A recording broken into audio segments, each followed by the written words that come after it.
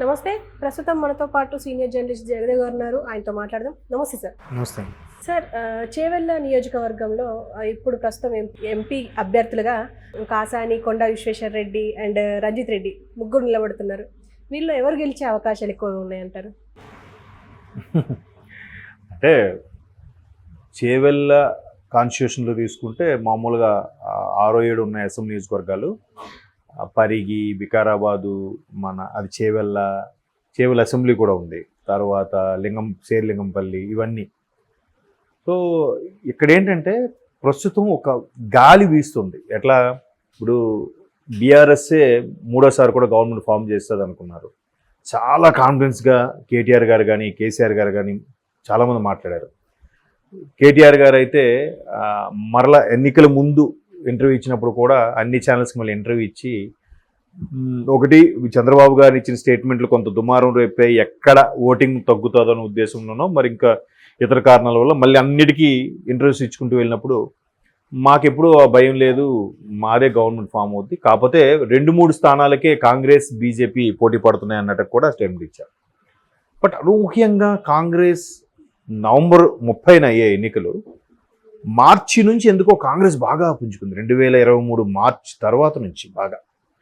Of course Revanth Reddy గారు PCC chief ఇచ్చారా, లేదంటే ఆయన మేనియా పనిచేసిందా, లేదంటే బీఆర్ఎస్తో ప్రజలు విసిగిపోయారా, రకరకాల రీజన్స్, లేదంటే బీజేపీలో కూడా కొన్ని రాష్ట్ర అధ్యక్ష పదవులు మార్పులు, అక్కడ కొన్ని రకాల చేంజెస్, ఇవన్నీ కూడా కొద్దిగా ఇంపాక్ట్ చూపించే కారణాలు తెలియదు. కానీ అనూహ్యంగా కాంగ్రెస్ బీజేపీని బీఆర్ఎస్ను రెండింటి మీద కాళ్ళు పెట్టుకుంటూ పైకి వచ్చేస్తుంది.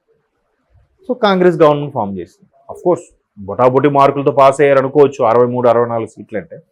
అయినప్పటికీ గవర్నమెంట్ ఫామ్ బుల్లెట్ దిగిందా లేదా, అంతే కదా.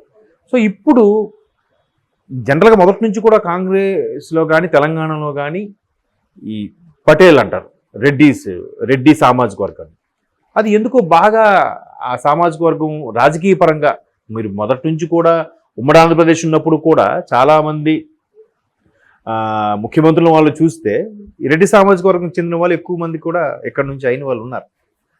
అయితే ఈ ఇంపాక్ట్ ఏంటో తెలియదు. కానీ చేవెళ్ళలో కూడా ఇప్పుడు గడ్డం రంజిత్ రెడ్డి గారు కాంగ్రెస్ తరఫున, కొండా విశ్వేశ్వర రెడ్డి గారు బీజేపీ తరఫున, కాసాని జ్ఞానేశ్వర్ బీఆర్ఎస్ తరఫున, వీళ్ళందరూ కూడా మళ్ళీ ఇప్పుడు కొండా విశ్వేశ్వర రెడ్డి గారు 2024లో బీఆర్ఎస్ తరఫున ఎంపీగా అయిన వాళ్ళే. తర్వాత ఇదే గడ్డం రంజిత్ రెడ్డి గారు మళ్ళీ 2019లో బీఆర్ఎస్ తరఫున ఎంపీ అయిన వాళ్ళు. ఇక కాసాని జ్ఞానేశ్వర్ అంటే టీడీపీ, అంతకుముందు స్వతంత్ర పార్టీ ఉండేది, తర్వాత టీడీపీలోకి వెళ్ళారు. టీడీపీ ఎప్పుడైతే తెలంగాణలో పోటీ చేయనందో ఆయన చంద్రబాబు గారిని రాజమండ్రిలో ములాఖత్ అయి బయటకు వచ్చిన మరుక్షణమే రాజీనామా పెట్టేశారు, బీఆర్ఎస్లోకి వెళ్ళిపోయారు. అయితే ఈ రెండు, ఇప్పుడు కాసాని జ్ఞానేశ్వర్ గారిని కాసేపు పక్కన పెడదాం. 2014లో కొండా విశ్వేశ్వరరెడ్డి అదే చేవెళ్ళ నియోజకవర్గం బీఆర్ఎస్ నుంచి, 2019లో గడ్డం రంజిత్ రెడ్డి గారు అదే నియోజకవర్గం బీఆర్ఎస్ నుంచి, ఇద్దరు బీఆర్ఎస్ నుంచే. బట్ ఇద్దరు కూడా ఇప్పుడు వేరు నేషనల్ పార్టీ నుంచి పోటీ చేస్తున్నారు. ఇద్దరు నేషనల్ పార్టీ, ఇద్దరు ఒకే సామాజిక వర్గం, ఇద్దరు ఒక పార్టీ నుంచి వచ్చిన వాళ్ళే. ఇద్దరికి పూర్వ పార్టీ బీఆర్ఎస్, ఇప్పుడు ఇద్దరు, ఒకటి బీజేపీ ఒక కాంగ్రెస్ ఎంచుకున్నారు. అయితే కాంగ్రెస్ మేనియా బాగా వీస్తున్న నేపథ్యంలో కాంగ్రెస్కి ఎక్కువ సీట్లు వస్తాయని సర్వేలు కూడా చెప్తున్నాయి. కాబట్టి 17 లోక్సభ నియోజకవర్గాలకు గాను ఏ సర్వే తీసుకున్నా 10 నుంచి 12 వరకు కాంగ్రెస్కి రావచ్చు. వరస్ట్ కేసులో 10 కాంగ్రెస్కి వచ్చినా, మిగతా 7లో బీజేపీకి 3, బీఆర్ఎస్కి 3, 1 ఎంఐఎం లేదా ఇతరులు అనే వాదమే ఎక్కువగా వినిపిస్తుంది సర్వేల్లో కూడా. ఈవెన్ కేటీఆర్ గారు చేసే ప్రచారంలో కూడా ఏం చెప్తున్నారు, బీఆర్ఎస్కి ఒక 10-12 స్థానాలు ఇవ్వండి, రాష్ట్ర రాజకీయాలు కాదు దేశ రాజకీయాలు కూడా శాసించే శక్తి ఉన్న వ్యక్తి కేసీఆర్ గారు, మాకు బీఆర్ఎస్కి ఇవ్వండి అని అడుగుతున్నారు. బట్ రేవంత్ రెడ్డి గారు అడగట్లే, మాకు ఖచ్చితంగా గెలుస్తాయి, ప్రజలకు మేము చేసేదే, ఈ ప్రభుత్వంతో విసిగిపోయారు, బీజేపీని నమ్మరు, బీఆర్ఎస్తో విసిగిపోయారు, కాబట్టి కాంగ్రెసే వస్తుందని చెప్పి డైరెక్ట్గా కాంగ్రెస్ నాయకులు మాట్లాడుతున్నారు. సర్వేలు కూడా కాంగ్రెస్కి ఫేవర్గా చెప్తున్నాయి. మేబీ 10-12 పెరిగితే బీజేపీకే ఇంకొక 2-3 ఎక్కువ వస్తాయేమో, కానీ బీఆర్ఎస్కే 2 వచ్చి బీజేపీకి 4 వచ్చే అవకాశాలు ఉన్నాయని కూడా చెప్తున్నారు. ఏది జరుగుతుందో దైవాధీనం, అది వేరే విషయం. ప్రజల అభిరుచి, ప్రజల యొక్క కోరిక ఎలా ఉందని తెలియదు.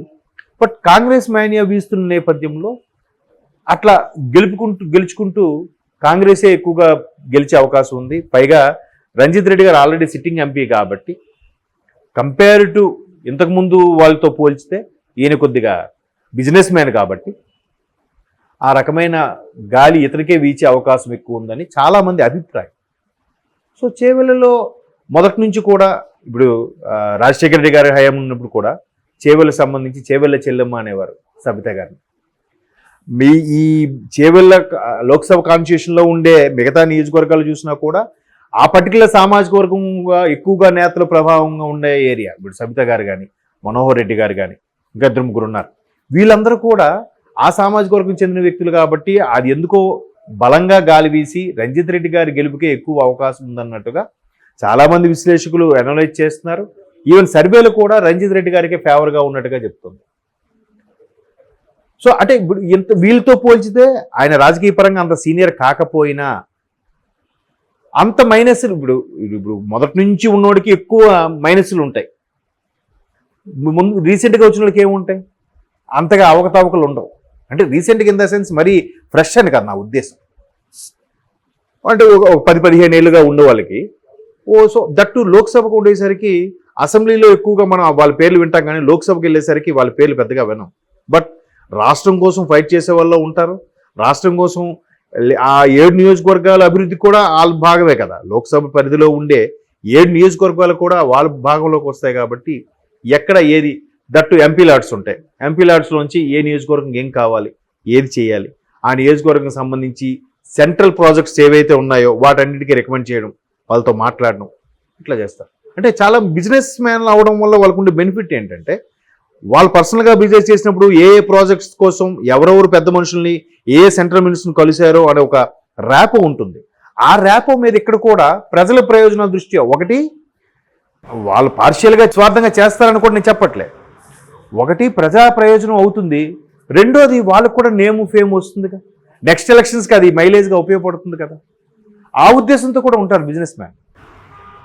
మిగతా ఇప్పుడు కాసా జ్ఞానేశ్వర గారి పేరు ఎప్పటి నుంచో వింటూనే ఉన్నాం. రకరకాల స్వతంత్ర పార్టీలు పెట్టారు. ఇక్కడ ఎల్లారెడ్డిగూడలో కూడా ఒక పార్టీ ఆఫీస్ ఉండేది. ఆ తర్వాత ఆయన 2-3 మారారు. అక్కడ టీడీపీకి వెళ్ళారు. ఇప్పుడు ఫైనల్గా బీఆర్ఎస్లోకి వచ్చారు.